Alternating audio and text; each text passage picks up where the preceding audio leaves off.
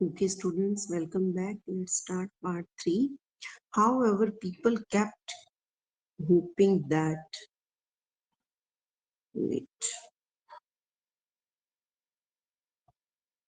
Nosin, you are at class?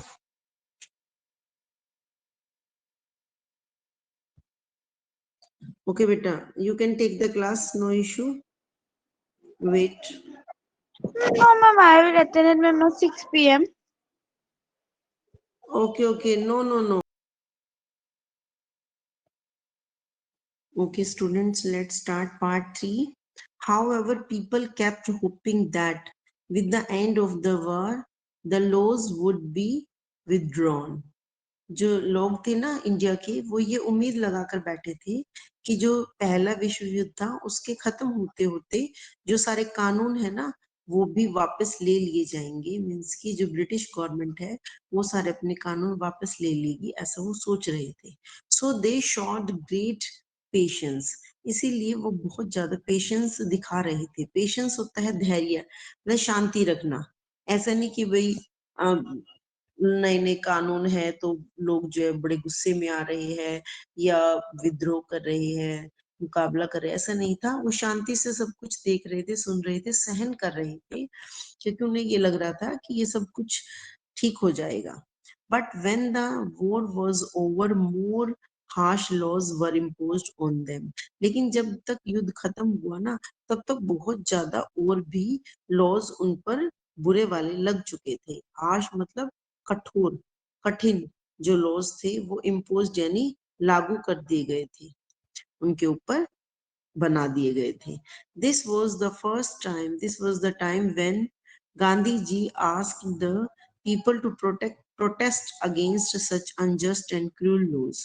ये वही time था जब गांधी जी ने सब लोगों से पूछा था कि तुम्हें इतने बुरे और मतलब कि अन्याय करने वाले लॉज के खिलाफ लड़ाई करनी चाहिए, मतलब उसका मुकाबला करना चाहिए। प्रोटेस्ट होता है बचाव के लिए लड़ना।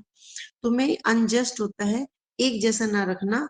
मीन्स के कानून के सामने ना सब एक जैसे होते हैं, लेकिन ये ब्रिटिश गवर्नमेंट ना सिर्फ इंडिया के पीपल पर ही इतना सारा जुल्म करती थी, उन्हें जो मजबूर करती थी हर दुख को सहन करने के लिए।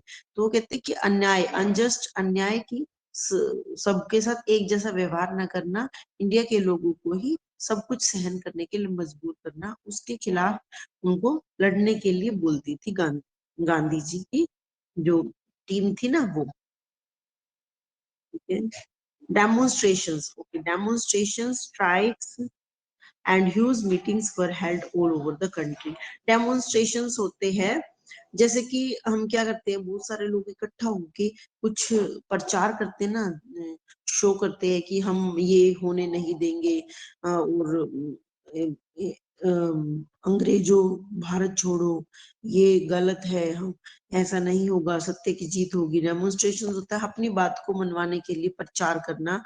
और स्ट्राइक्स होता है हड़ताल पर जाना, मतलब काम करने से मना करना। जो कारीगर होते हैं, जो मजदूर होते हैं, वो स्ट्राइक पर चले जाते हैं, काम करने से मना करते हैं और कहते हैं हमारी मांगे पूरी करो। तो एंड ह्यूज मीटिंग्स, बड़ी बड़ी मीटिंग्स जो है पूरी इंडिया में होने लगी थी। The Jallianwala Bagh massacre, a protest meeting against this outrageous act of the British government, was held at Jallianwala Bagh in Amritsar on 13th April 1999। 19 अब नेक्स्ट हमारे पास है जलियांवाला बाग मास्केयर। जलियांवाला बाग ये एक प्लेस का नाम है, जगह का नाम है। वहां पर बहुत सारे लोग जो है वो इकट्ठे हुए थे, ठीक है, लेकिन वहां पर गोलियां चलाई गई थी। ब्रिटिश गवर्नमेंट ने गोलियां चलाई थी, लोगों को मार दिया था। तो द प्रोटेस्ट मीटिंग, जो बचाव की मीटिंग थी against this outrageous act of British government की इस गुस्से वाली, आउटरेंजेस होते बहुत ही दर्दनाक और बहुत ही क्रूअल्टी से भरी हुई एक्ट के लिए जो जलियांवाला बाग है उसमें प्रोटेस्ट मीटिंग होने लगी। Was held at Jallianwala Bagh. जो जलियांवाला बाग था अमृतसर में था। तो अमृतसर में 13 अप्रैल 1919 को एक प्रोटेस्ट मीटिंग जो खिलाफ लड़ी गई ब्रिटिश सरकार के, वो इस गुस्से के खिलाफ बहुत बड़ी संख्या में की गई। The meeting was attended by thousands of men, women and children. बहुत सारे जो औरतें, बच्चे और आदमी थे, उन्होंने इसको अटेंड किया. The government handed over Amritsar to the army under the command of the General Dyer, who was not in favor of this meeting. The government handed over Amritsar. जो गवर्नमेंट थी ना ब्रिटिश सरकार, उसने जो अमृतसर था ना वो किसको दे दिया था? To the army. तो क्या है, ब्रिटिश सरकार भी अपनी एक आर्मी बनाकर चलती थी, यानी कि number of people in his force जो है, उन्होंने जनरल डायर नाम का एक बंदा था, उसको इसका जनरल प्रधान बना दिया था और उसकी लीडरशिप में जो है उन्होंने अमृतसर को कंट्रोल में किया. Who was not in favour of this meeting, जो कि इस मीटिंग के फेवर में नहीं था. There was just one entrance to the park which was blocked by the British army on the order of the general Dyer. तो वहां पर सिर्फ ना पार्क में, ये जलियांवाला बाग एक पार्क था, वहां पे एक ही एंट्रेंस था, एक ही एंट्री का द्वार था, जो कि ब्लॉक कर दिया गया था ब्रिटिश आर्मी ने. जनरल डायर के आदेश पर जो है इस गेट को भी बंद कर दिया गया था. मतलब कि जो अंदर लोग रह गए ना, वो अंदर ही रह गए, उनको बाहर आने की इजाजत नहीं थी. जो मीटिंग अटेंड कर रहे थे इतने सारे लोग, औरतें, बच्चे, उनके लिए उन्होंने एकदम से उनके ऊपर हमला कर दिया और जो एक एंट्री का गेट था उसको भी कंट्रोल करके बंद कर दिया. Then he ordered his troops to open fire on the innocent people. तब उसने अपने ट्रूप्स होता है, जो उनके सैनिक होते हैं ना, उनको ये ऑर्डर दे दिया कि वो आग फेंके उन मासूम लोगों पर. देखिए अब ये हो रहा है यहाँ पर, ये है फौज, सैनिक, और ये जो है आग फेंक रहे हैं मासूम लोगों पर, जो उसमें बूढ़े, बच्चे, औरतें सब है, उनके ऊपर उन्होंने आग फेंक दी. क्योंकि वो मीटिंग कर रहे थे ना प्रोटेस्ट की, कि भाई वो जो है कानून नहीं मानेंगे ब्रिटिश सरकार के, इतने सारे जो उन्होंने गलत तरीके अपना रखे हैं. The unarmed people had no way of escaping. Unarmed होता है जिनको मतलब कि कोई भी उनमें इस तरह का नहीं था जिनको बचाव आता हो अपना. कहीं से गोलियां चल रही है, उनकी कोई ऐसी आदमी नहीं थी जिन्हें कोई तरीका नहीं पता था कि कैसे बचा जा सकता है इन आग के गोलों से, इन हमलों से. तो उनके पास कोई भी तरीका नहीं था बचने का. More than a thousand more than 1,000 murder of innocent people were killed and many thousands were injured.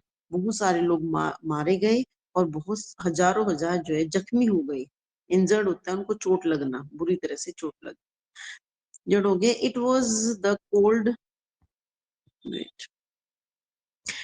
The cold blooded murder of innocent people.